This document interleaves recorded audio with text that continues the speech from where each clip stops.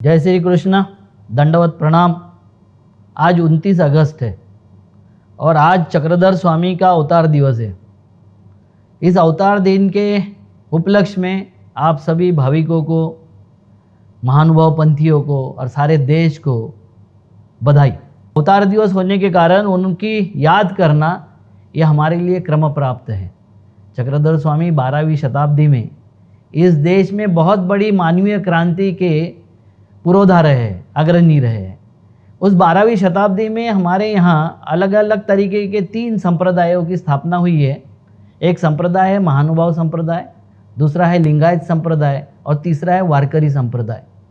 जिस वारकरी संप्रदाय में संत ज्ञानेश्वर जी का जन्म हुआ, उस वारकरी संप्रदाय के उन्होंने जो मराठी में काव्य लिखा, वो मराठी चे बोली कौतुके अमृता पैकी पंजा जिंके, ऐसा बोल के हम मराठी का और ज्ञानेश्वर महाराज का कौतुक करते हैं। अगर 13वीं शताब्दी में ज्ञानेश्वर महाराज आए थे और 12वीं शताब्दी में हमारे चक्रधर स्वामी जी आए थे, भगवान चक्रधर स्वामी।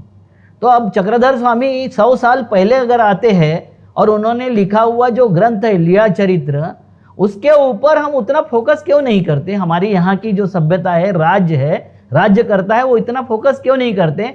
उसका कारण जब समझ में आता है तो ये समझ में आता है कि उन्होंने स्त्री और पुरुष की समानता की बात की है, उन्होंने सारे जातियों की समानता की बात की है, उन्होंने गैर बराबरी और गैर बराबरी के माध्यम से होने वाले जितने शोषण हैं उसके विरोध में अपना संघर्ष खड़ा किया है। हमारी अभी फिलहाल की जो व्यवस्था है वो शोषण आधारित व्यवस्था है और उन्होंने 12वीं शताब्दी में शोषण के विरोध में संघर्ष शुरू किया था।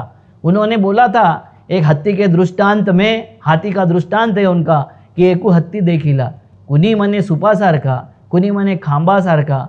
जब 4 अंधे लोग हाथी को देखने गए तो जिसने उनके कानों को स्पर्श किया तो उनको लगा सुपड़े जैसा हाथी है, जिन्होंने उनके पैर को स्पर्श किया उन्हें लगा खंबे जैसा हाथी है, जिन्होंने उनके पूंछ को, हाथी के पूंछ को स्पर्श किया उसको लगा खराटे जैसा, मतलब झाड़ू जैसा हाथी है, और जिन्होंने सूंड को स्पर्श किया उन्हें लगा कि उसल जो होता है, मुसल जो होता है उसके जैसा हाथी है।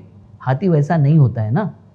जब हाथी को समग्रता से नहीं देखते तो कट्टरता निर्माण होती है, क्योंकि फिर विवाद निर्माण होता है कि हाथी खंबे जैसा है, फिर कोई बोलेगा हाथी सुपड़े जैसा है। हाथी ना खंबे जैसा है ना सुपड़े जैसा है, वह हाथी का एक अंग है। हमारे अभी की वर्तमान जो सभ्यता है या संस्कृति जिसको बोल रहे हैं, जिसको प्रचारित कर रहे हैं, वह भी समाज को इसी तरीके से देखने की दृष्टि प्रदान करना चाहती है। ऐसी दृष्टि प्रदान करके जातियों में, धर्मों में, भाषाओं में हमारे झगड़े लगाने का जो काम सभ्यता और संस्कृति कर रही है, वर्तमान का शासन कर रहा है।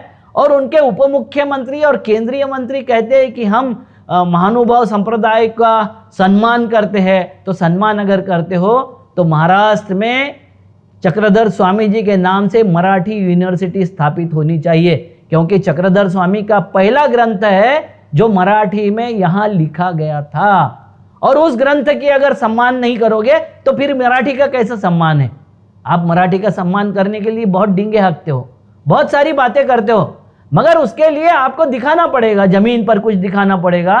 तो आज का दिन है जिस दिन घोषणा होनी चाहिए थी उनके महाराज के नाम से, चक्रधर स्वामी जी के नाम से आपको आज यूनिवर्सिटी घोषित करनी चाहिए थी। मुझे नहीं लगता ये काम आप कर सकोगे, क्योंकि आपको पता है आपके पाखंड, आपके फ्रॉड, आपकी जातिवादी और धर्म में विद्वेष पैदा करने वाली राजनीति के विरोध में चक्रधर स्वामी जी ने संघर्ष किया था। वो संघर्ष जारी रखना चाहिए, वो शारीरिक संघर्ष जारी रखना पड़ेगा, नहीं तो इस देश में और इस समाज में आप विघटन करने के सिवाय और कुछ नहीं कर सकते। आप अगर सच में चक्रधर स्वामी का सम्मान करते होंगे तो घोषित करो। जो ज्ञान है वो जन जन तक पहुंचाने के लिए हम यूनिवर्सिटी भी स्थापित करेंगे और उसको प्रचार और प्रसार दोनों माध्यमों से जनता तक पहुंचाएंगे। इतना ही मैं आग्रह कर सकता हूं। पुनश्च एक बार आप सबको चक्रधर स्वामी के अष्टशताब्दी महोत्सव की और उत्सव की बधाई देता हूं। सारे भारत के जनता को बधाई देता हूं, क्योंकि महानुभाव संप्रदाय मैंने पंजाब में भी देखा हूं, उत्तर प्रदेश में, दिल्ली में, मध्य प्रदेश में, पूरे भारत में फैला हुआ ये महानुभाव संप्रदाय इस देश की तरक्की में, उन्नति में मेहनत कशों की जमात बन के सामने आए हैं।